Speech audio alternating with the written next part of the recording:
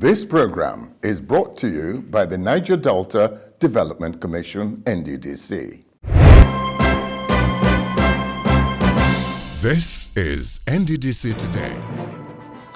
Good evening. It's an interesting time to be alive in the Niger Delta.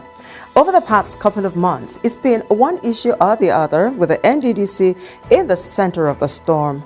No one ever thought before now that an intervention agency, not federal or state government, could attract such attention. But be that as it may, the IMC is trudging on, trying to find its way in the midst of all the distractions to stay on course. Some detractors are, however, hell-bent on not letting the IMC rest. These are times that truly call for uncommon courage. Are there people within the Commission clogging its progress? Media intimidation, IMC cries out. In today's program, we'll bring you reports detailing the environmental challenges of the Niger Delta, plus a story on the East-West Road. These and more when we return. Stay with us.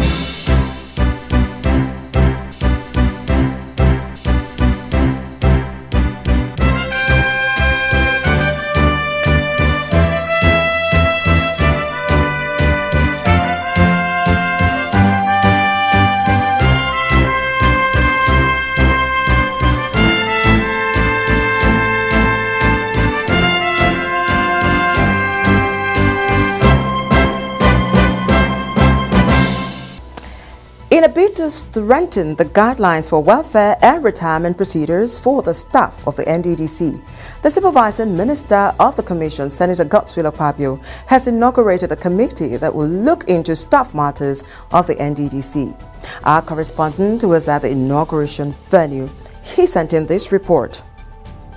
The Minister of the Niger Delta Affairs, Senator Godswill Akpabio, last week inaugurated the committee to review the recent placement of staff in the NDDC on compulsory leave. Inaugurating the committee in his office in Abuja, Senator Akpabio urged the committee to work on the following terms of reference. 1. To look into the immediate causes of placement of staff of the Commission on compulsory leave. 2. Review the various appointments and promotions at the Commission from August 2019 till date. Finally, come out with recommendations that will put the NDDC on the right track and revigorate the staff. Speaking further, Senator Akpabio said that it is important for the operations of the NDDC to be guided by the provisions of the Public Service Rules, Financial Regulations, the Act setting up the NDDC, and other extant laws and regulations guiding staff and other related matters.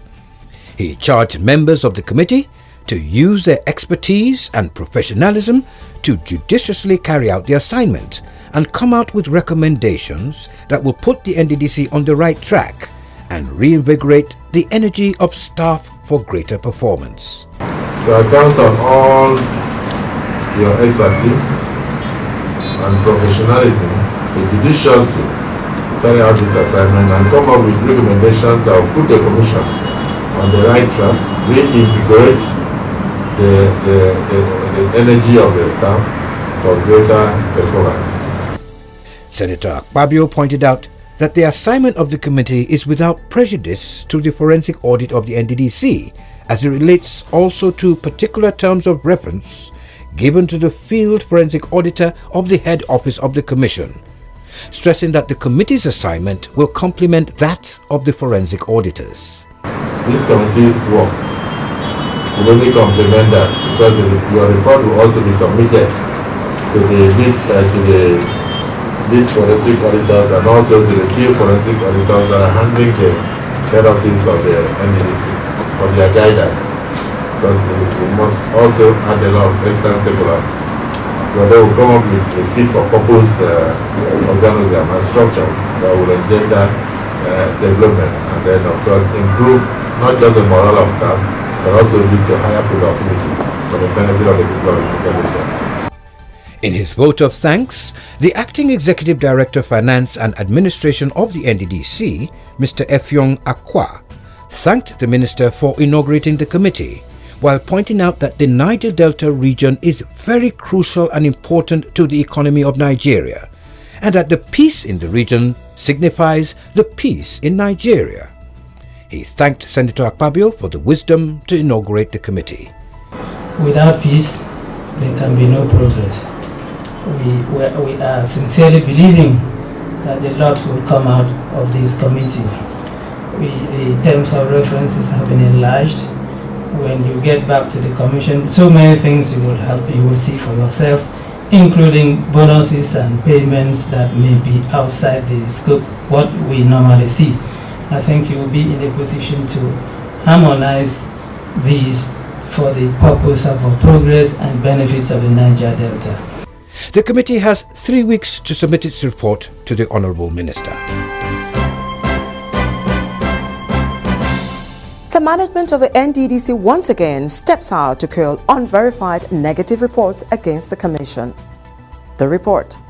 The Niger Delta Development Commission, NDDC, has just been alerted of a planned protest in the United Kingdom by certain individuals and hirelings, most of whom are masquerading as the Commission's scholars over non-payment of the scholarship fund. This is part of an ongoing campaign orchestrated by powerful individuals who are part of the systemic corruption uncovered by the Interim Management Committee IMC in the Commission's administration of the Foreign Postgraduate Scholarship. Consequently, it has become very pertinent and urgent for the Commission to inform all our stakeholders, the media, relevant agencies and all well-meaning Nigerians as follows. 1. In 2018, the Commission paid a total of $900,000 only to cover the Commission's obligations to its scholars. 2. In 2019, the amount paid rose to a total of $3,500,000. 3. Recently, the IMC paid out a total of $5,990,000 to cover all the verified obligations to our scholars. 4. Now there is a demand for an additional payment of $3 million, bringing the total to an alarming $9 million. Finally, therefore, the commission and goal behind this planned protest is patently dubious, mischievous, underhand, and potentially criminal. Some of the important questions everyone must ask are: why is the amount paid to cover our obligations to this foreign scholarship program rising astronomically? Where are all these demands coming from? What do they cover? Who is behind them? It is important to note that since the establishment of the IMC, no scholarship has been awarded due to the ongoing forensic audit. So why is the IMC being blackmailed, threatened, cajoled and intimidated to make these payments without verification? Since the institution of the forensic audit by President Muhammadu Buhari, the IMC has uncovered a culture of rampant corruption and abuse in the Commission. Many very powerful individuals who benefited from the years of sleaze have been on the attack. The unfortunate mission, which is against the directives of President Buhari and the dream and expectations of the people of the Niger Delta region, of a commission that can finally and efficiently address their long years of neglect and poverty, is simply to frustrate, scuttle and undermine the forensic audit, as well as cause the disbandment of the IMC. These frightened elements are fighting to ensure that the federal government is not able to unearth the culture of wanton abuse and corruption that necessitated the forensic audit. They are waging a failing battle to stop the federal government through the Ministry of Niger Delta Affairs as well as the IMC from uncovering the massive abuse of the Commission that has made it impossible for this interventionist agency to meet its mandate to the Niger Delta region. Their looting of the Commonwealth of the Niger Delta region has further impoverished the people, leaving the region littered with abandoned or poorly executed projects and programs and a graveyard of the people's dreams. The IMC wishes to restate that no amount of blackmail, threats, personal, political and media intimidation, as well as the unwholesome machinations of these characters and their paid allies on the backstreets of London will stop the IMC from getting to the root of the looting and corruption. Consequently, as part of its investigations, the IMC and relevant officers of the Commission will undertake a long-planned and approved trip to the United Kingdom this September to verify these obvious and unexplained discrepancies in the Commission's foreign postgraduate scholarship program. During this trip, the Commission's team will visit the universities where all scholars are studying for various master's and doctorate degrees. We strongly believe that these planned protests aims to scare the Commission from undertaking this very necessary and vital verification. The Commission will not be intimidated nor cowed. It is the objective of the federal government to stop unscrupulous characters, no matter how powerful they are, from reaping where they did not sow, and undermining the capacity and moral authority of the Commission to fulfill its mandate of regional sustainable development. The Contractors Association of the NDDC.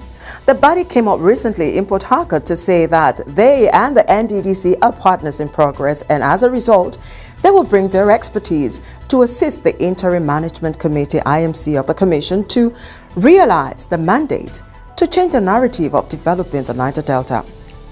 A well-structured, empowered, and organized, Contractors Association of NDDC will help in making sure that money is not carted away. Will help in making sure that their, contractors, deliver based on agreed standards. Obviously, expectations of the founding fathers of the Commission and the federal government after 19 years of the NDDC is to positively address the underdevelopment of the Niger Delta region. The region that houses the wealth of the country is still bedeviled with developmental issues. Today is like taking a contract from NDDC is to sign your death warrant that you may not be alive to see the end of the contract. The association hopes to bring to the barest minimum the issue of projects abandonment by contractors. They urge the IMC to ensure that henceforth contracts are only awarded to registered NDDC contractors.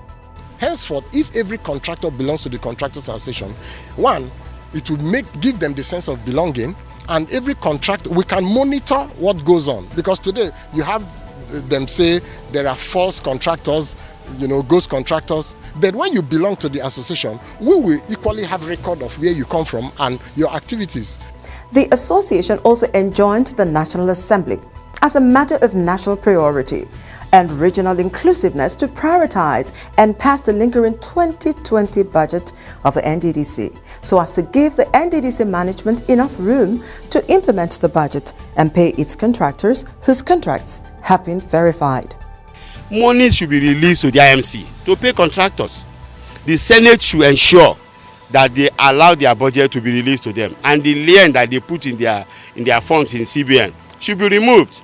While they are doing the forensic audit, they should be paying the contractors, because that's what is supporting the life of people in this region. It is expected that if all the issues raised are implemented, the seemingly unending impasse in the Commission, which has led to thousands of abandoned projects in the Niger Delta, will become something of the past. It's on record that over 7,000 oil spills incidents have occurred in the Niger Delta in the last 50 years. In this report, our correspondent takes a look at the impact of spillages of crude oil and other forms of ecological disasters as they affect the Niger Delta environment. The Niger Delta spans about 70,000 square kilometers of southern Nigeria landmass. The region has the highest deposit of oil and gas natural resources in West Africa, from where Nigeria as a nation derives about 90% of her monthly total income. But it is sad to note that the Niger Delta, in spite of the region's huge contribution to Nigeria's national economy, remains underdeveloped. 2/3% of the region's population live in slums amidst the highest poverty rate when compared to elsewhere in the world where oil is explored in commercial quantity. The peculiarity of the Niger Delta region is not in doubt, and to worsen the region's problems, its environment has been destroyed with an estimated total of over 7,000 oil spill incidents reported over the last 50-year period. The exploration and exploitation activities of oil multinationals operating in the region has brought much more pain than gain for the Niger Deltans, who were predominantly fishermen and farmers before oil was discovered in the late 1950s. The Niger Delta indigents have lost at least above average of their God-given means of livelihood to severe damage to the fertility of their soil, water and environment. My name is Christian, Pastor Christian Lekobakwande, a fish farmer in Bodo. Everything we have put in, all the labor from quite a long time, all just in the movement, disappear. Wildlife and the breeding ground for marine species have been polluted due to the toxicity of oil and gas pollution in the region's environment, as it's said that an average of 240,000 barrels of crude oil are spilled in the Niger Delta every year. The roll call of some major oil spills in the Niger Delta that had a serious, devastating impact on the ecology of the region is endless. Probably a few examples may help us paint a true gloomy picture of the devastating effects that oil spills have caused the region. In July 1979, Forcados Tank 6 terminal in Delta State spilled a total of 570,000 barrels of oil into the Forcados River. That spill polluted the aquatic environment and the surrounding forests, but little or no repair work was done. The Funiwa No. 5 well in Funiwa Field, Bayelsa State, spilled an estimated 421,000 barrels of oil into the river between January the 17th to the 30th of that month in 1980. The spill alone destroyed 836 acres of mangrove forest. The Oshika village spillage in River State spilled 5,000 barrels of oil in 1983, polluting the lakes and swampy forests and causing high mortality of crabs, fish and shrimps, to mention just a few. Let's not also forget too quickly the United Nations Environment Programme UNEP report of 2011 that said it will take a minimum of 30 years to clean up the oil mess in the Niger Delta communities and environment if all necessary logistics, funding, with the right commitment to get things done are deployed. The Niger Delta people have been impoverished in many ways, with the attendant increase in environmental abuse occasioned by the struggle for survival because most government programs put in place to assuage the plight have failed due to inefficiencies in their planning and execution. Besides the oil exploration activities that have devastated the Niger Delta environment, the issue of flooding is another phenomenon that has taken a dangerous dimension in recent years. The natural habitat of most communities in the region has been washed into the deep seas and rivers, leaving the people with no choice but to live every day and every year as they see it come and go. There is nobody to take good care of us based on the flood. There are thousands of people like him in this community. And the basic things are not just possible here, because as you can see, everywhere that is usable is, flooded. And there's nothing, no crops, nothing. They can't even get out of their houses, as you can see. This is where they sleep. Families in the night put the mattresses on top of the water to sleep. Environmental experts have placed on record that the atmospheric air in most parts of the Niger Delta is polluted and the natural green vegetation of the region destroyed. This, they say, has impacted negatively on the health of local residents in the region. The ingestion, contact and inhalation of constituents of the spilt crude oil has had acute and long-term health implications on the people, causing infertility and cancer in most cases. Look at me now, I have a lot of sickness, headache and other things receiving from the smoke of the oil. The many challenges of the Niger Delta region are never left unnoticed by the President Buhari administration, as he has promised to change the development narratives of the region without delay. In the last 5 years, the present administration is determined to help redress the plight of the people of the region, according to the Supervising Minister of the Niger Delta Development Commission (NDDC), Senator Godswill Akpabio. Over the years, several attempts have been made by the NDDC to remedy the impact of ecological devastation and various environmental challenges which characterize the Niger Delta. Many of these attempts have not been fully met with success. The NDDC has never relented since its inception. The Commission has intervened in many ways to help the Niger Delta communities remedy the impact of disasters such as flood and other environmental challenges in the Niger Delta in the last 20 years. For instance, several land reclamation and shore protection projects of the Commission have saved hundreds of communities from being wiped off their present locations by floods or erosion. The Commission, the NDDC, we are visiting flooded communities, and so far we have seen 50 communities. A lot of the villages in Bayelsa, Delta, Rivers, Akwa Ibom are this flooded, and the Commission is now making provision so that we can reach them. Recently, the Minister of Niger Delta Affairs, which doubled as the supervising ministry of the NDDC, collaborated with the Commission to put together a workable document that will serve as a framework that will be used to plan and execute a possible remedy to check and sustain the intended impact of the floods in the Niger Delta. The 11-man committee working on the expected document will submit their report in no distant time.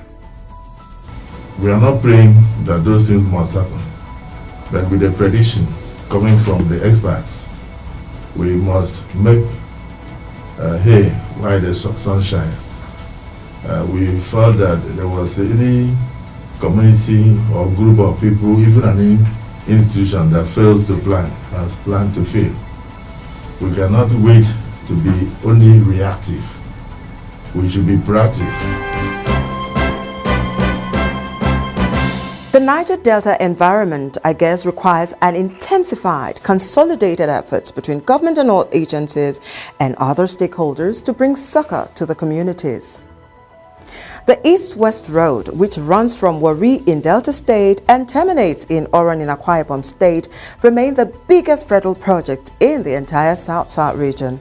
The highway project, which was awarded in 2006, in no small measure has brought great relief to motorists plying the route. However, much work is still left undone. But guess what? Niger Deltans will soon heave a sigh of relief soon. You'll find out in this report.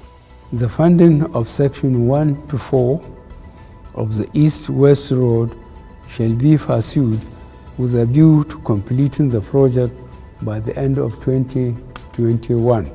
The East-West Road in South-South Nigeria is 413 kilometers long with an interstate superhighway which traverses across 4 states of Delta, Bayelsa, Rivers and Akwa Ibom states. The multi-billion highway dualization project was one of the greatest desires of the Niger Deltans in the 90s. The agitation for the construction of the highway sparked a series of protests prior to the former President Olusegun Obasanjo's administration coming into office as president in 1999. The promises to dualize the East-West Highway by former President Obasanjo served as a major panacea that brought about the process of the dialogue for peace with the Niger Delta agitators and activists in the region before it was awarded in 2006. The East-West Road is a project of necessity to the entire Niger Deltans and the Nigerian nation at large. It's the only regional project that touches or connects the big 4 oil-producing states in Nigeria and the only superhighway in the region. It serves all the interstate commuters, and it's the only road strong enough to withstand the movement of heavy trucks carrying prospective oil equipment for multinationals that operate in the Niger Delta. The project, which stretches from Warri in Delta to Oron Town in Akwa Ibom State, has 29 bridges of various spans. Initially, the project was awarded by the Federal Ministry of Works. In 2008, the contract was transferred from the Ministry of Works to the Ministry of Niger Delta Affairs by the late Musa Yar'Adua's administration for all necessary payments, supervision, and monitoring up to its completion. In the last 5 years of President Muhammadu Buhari's administration, the East-West Road Dualization project work has remained work in progress, and the NDDC, as a major stakeholder in the region, has intervened at some point by ways of remedial work in some failed sections of the road. Before now, most commuters plying this superhighway and some notable stakeholders of the region have expressed their concerns and worries about the delay which has bedeviled the project, especially with the rains and floodings around the corner. To get this all-important project speedily completed and commissioned for use, President Muhammadu Buhari has accepted the recommendation that the funding of the East-West Road project be taken from the Sovereign Wealth Fund, SWF, and under the watch of the Minister of the Niger Delta Affairs. This is a renewed commitment on our part. The President is totally committed to ensuring the completion of this project. He didn't start it, but he's doing it in many other projects, and the East-West Road cannot be an exception. We expect a very high quality job from you, no cutting of corners, so that we can deliver not just on time, but we can deliver quality infrastructure that will last the test of time. Senator Godswill Akpabio. It is hoped that in no distant time, the dream of President Buhari's administration for the Niger Delta will be seen in reality when the East-West Road will be completed and commissioned, among other major landmark projects in the Niger Delta. The part of the road that has been completed is a sight to see ambience and quality, with its hallmark along the stretches finished. With the new verge, the failed sections, particularly the Bayelsa stretch, might now receive the needed attention. Thank you for staying with us, and we do hope you join us again next week. From me and the NDDC Today crew, it's good night.